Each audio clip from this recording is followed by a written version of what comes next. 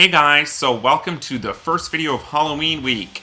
So today we're going to be doing a mask for 60s Robin. We're going to start with my e.l.f. eye primer. We're going to be putting a lot of makeup on our eye area, so we want to make sure that we're priming it to kind of help protect it, but also have the makeup last long. I'm going to go in with my Maybelline contour sticks.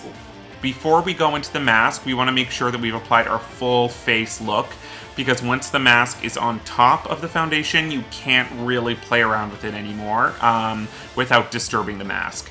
So I'm going to go in with my dark contour color to kind of chisel my cheekbones and my forehead and my nose. I'm not going to thin my nose, nor am I going to try and thin out my forehead or my face. I'm really trying to make myself very square and very angular to make my face look very masculine and cut. I am trying to be a superhero after all. So I'm going to blend to my neck to give myself a really defined, chiseled neck.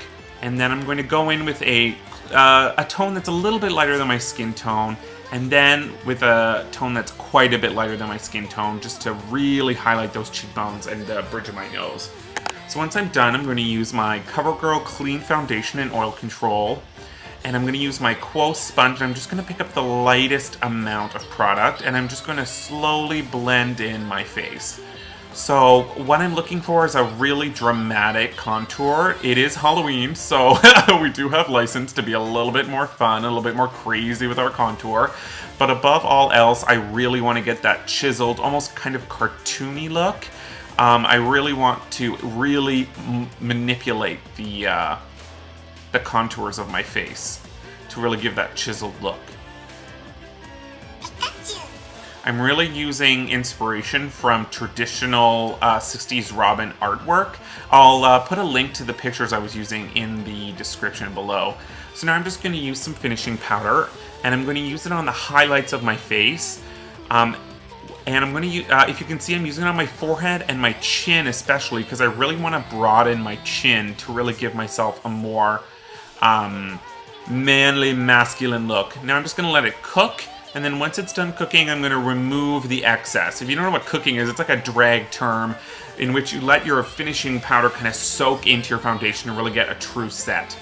Now I'm going to really load on that bronzer. I'm going to remove and blend in later, but first I just want to really load it on.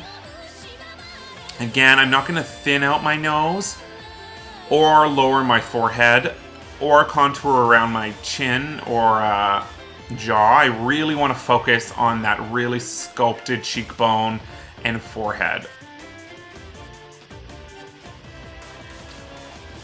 Now I'm going to go in with a highlight and, of course, add a little bit more of that natural glow to my face. I'm going to emphasize my lips, plump it up, instant lip injections, up my nose, and I'm going to broaden my forehead and my chin with a highlight. Now, for the fun part, I just got some makeup at just black face makeup or face, well, I don't even know what it's called, face stuff, at like a Party City. Now, first you want to start by connecting your eyebrows, then taking the line down your natural eyebrow shape. You want to kind of create two almost kind of like trapezoidal shapes. So if you look at 60s Robin, his mask doesn't actually connect to his ears, it just kind of circles his eyes. Now, here I do a lot of little lines. I don't actually try and make one complete line, because it allows me to really manipulate the shape a lot easier. If you try and do the whole line at once, it's really easy to make a mistake, whereas if you make lots of little lines, it leaves a lot of room for improvement. Then you can go back in, like I am now, and create a nice, clean, crisp line once you've already got a guide. So now I'm just going to fill in both eyes with the black. Now, this black doesn't really build to a complete full coverage. You have to apply 2 coats. So once I'm done with my eyes and really filling in the eyebrow and filling in the whole section, I'm going to go back in with finishing powder, and I'm just going to set this coat. Really make sure that you're getting all the way down to the eyelashes on both sides, because if you don't, you'll end up with like a weird halo around your eyes.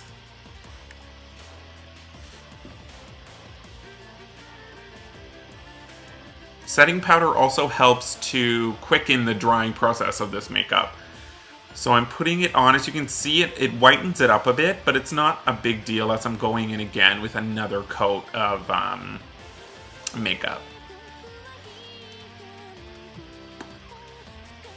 Now, I'm just going to trace the outside first, but it's important to know that the wet brush will actually pick up the layers underneath and displace all the makeup. So it's really important that once you're done lining the outside of the mask to get that crisp line again, you want to go in with your fingers to touch up the inside.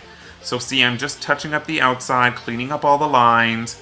But then once I'm done doing that, I'm just going to go in with my finger and really touch it up that way. So that way it doesn't lift up all the makeup I've got underneath.